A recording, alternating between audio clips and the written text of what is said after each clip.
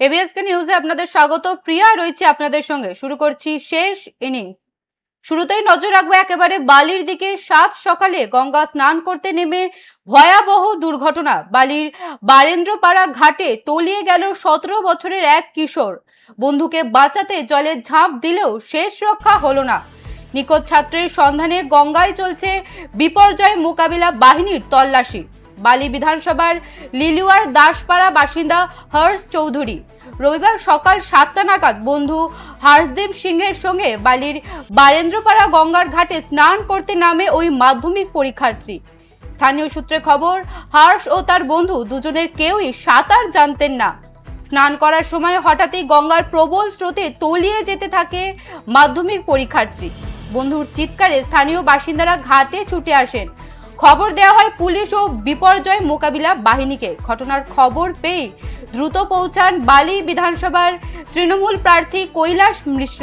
তিনি পুলিশের সঙ্গে কথা বলে উদ্ধার কাজ দ্রুত করার অনুরোধ জানান। তবে দীর্ঘক্ষণ কেটে গেলেও এখনো পড়ুয়ার দেহ উদ্ধার করা সম্ভব হয়নি।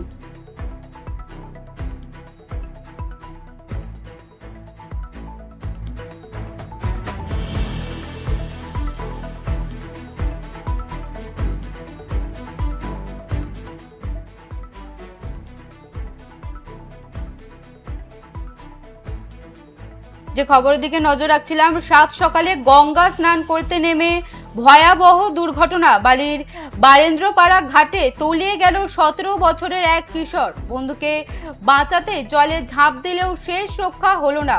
নিখোঁজ ছাত্রের সন্ধানে গঙ্গায় চলছে বিপর্যয় মোকাবিলা বাহিনীর তল্লাশি। বালি বিধানসভার লিলুয়ার দাসপাড়ার বাসিন্দা হর্ষ চৌধুরী রবিবার সকাল 7টা নাগাদ বন্ধু হর্ষদেব সিংহের সঙ্গে বালির বারেন্দ্রপাড়া গঙ্গার ঘাটে স্নান করতে নামে ওই মাধ্যমিক পরীক্ষার্থী। স্থানীয় সূত্রে খবর, হর্ষ ও তার বন্ধু দুজনের কেউই সাঁতার জানতেন না।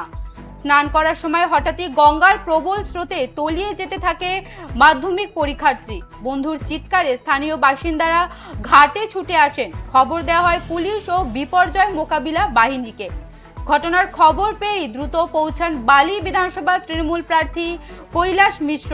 তিনি পুলিশের সঙ্গে কথা বলে উদ্ধার কাজ দ্রুত করার অনুরোধ জানান। তবে দীর্ঘক্ষণ কেটে গেলেও এখনো পড়ুয়াদের দেহ উদ্ধার করা সম্ভব হয়নি।